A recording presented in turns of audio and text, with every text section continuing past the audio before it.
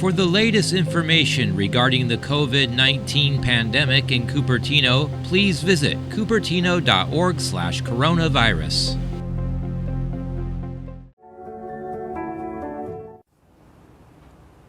Good morning.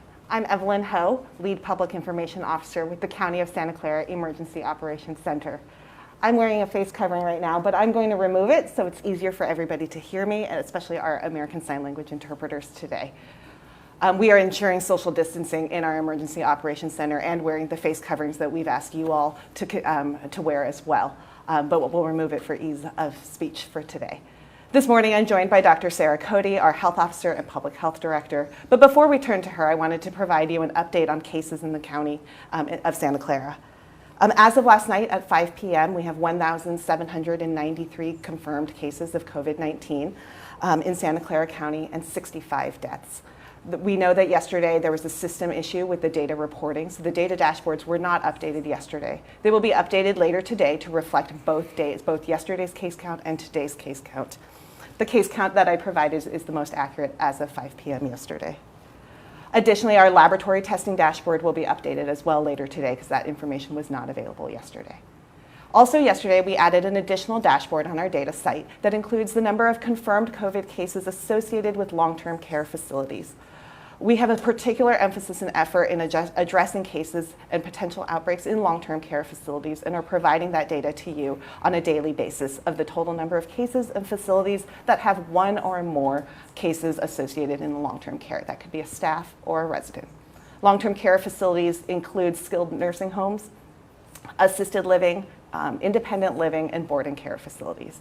So we hope that information is of use to you all. And now I wanted to turn it over to Dr. Cody for this morning. Thank you for joining us.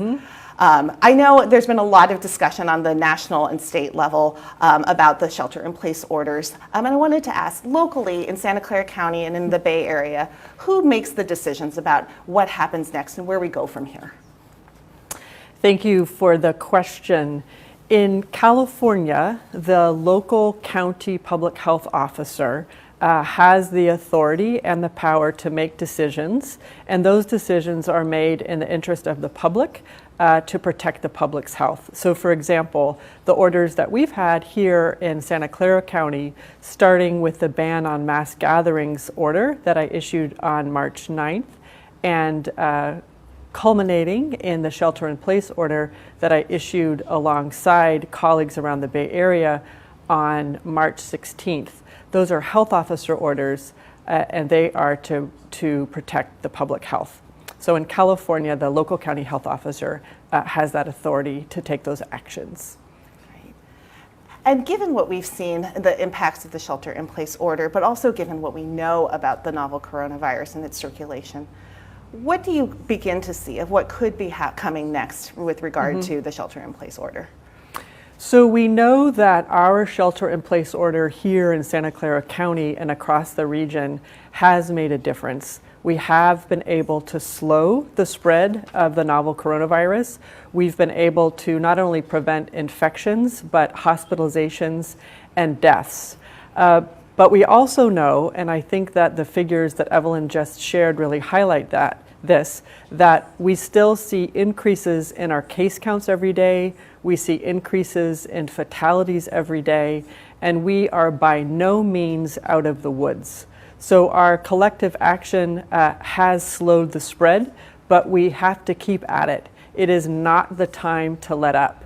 If we let up, what we will see is a resurgence in cases. This has been the experience in other parts of the world, and we've been watching this pattern carefully.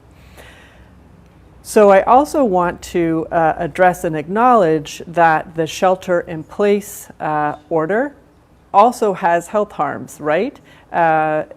Sheltering in your home, not being able to work if you can't work from home, children not being able to attend school, all of those things have an impact as well. So what we're doing and what we're looking at as we evaluate the shelter-in-place order is looking through our health lens, as we always do, to try to understand what are the health benefits of the shelter-in-place order, and what are the health harms of the shelter-in-place order, and trying to navigate as we go forward what the best route is to overall offer the best protection for the people who live in our county and who live in the region. Thank you. And what would you say as we continue under the order that is through May 3rd currently, what's the most important thing that we should be doing today for both people who are working and people who are able to shelter in place at home?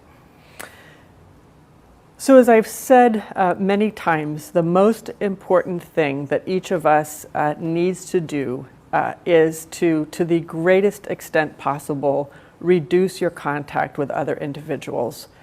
So of course, wherever you live, you have contact with the people in your household. That's your stable group. As much as possible, try to stay with your small, stable group and not have any contact that you don't absolutely need to have with others. So for example, even if you need to go out to the grocery store, someone from the household needs to go to the grocery store or the pharmacy or whatever to perform some essential activity, do it as infrequently as you can and for the shortest period of time that you can manage, because all of that reduces the chance that you will get COVID-19 from someone else, or that if you have COVID-19, that you will pass it along to someone else.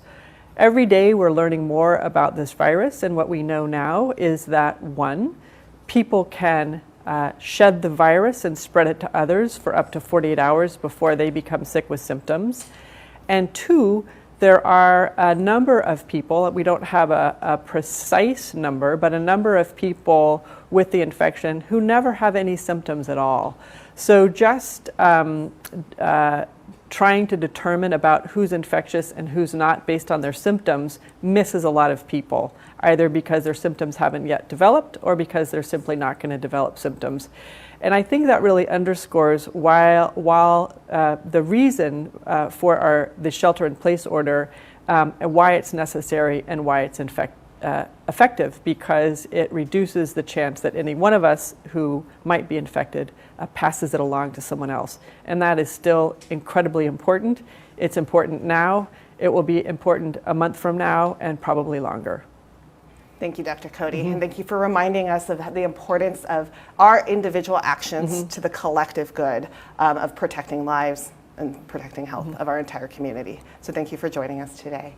And I wanted to remind everybody that the health officer order for the inventory and reporting of large quantities of personal protective equipment, the deadline for that is today at 11:59 p.m. So please visit our website at sccphd.org/CV19PPE to find those minimum reporting requirements and to report on that online survey there.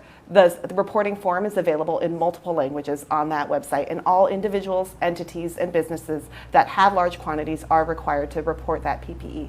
That information allows us to know what we have available locally within our community. So as we move forward, fortunately, we have not seen yet a large surge on our hospital capacity, but as we prepare for that, it allows us to know what PPE might exist already in our community.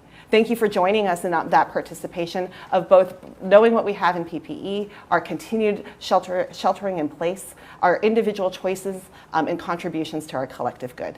Thank you and have a good day.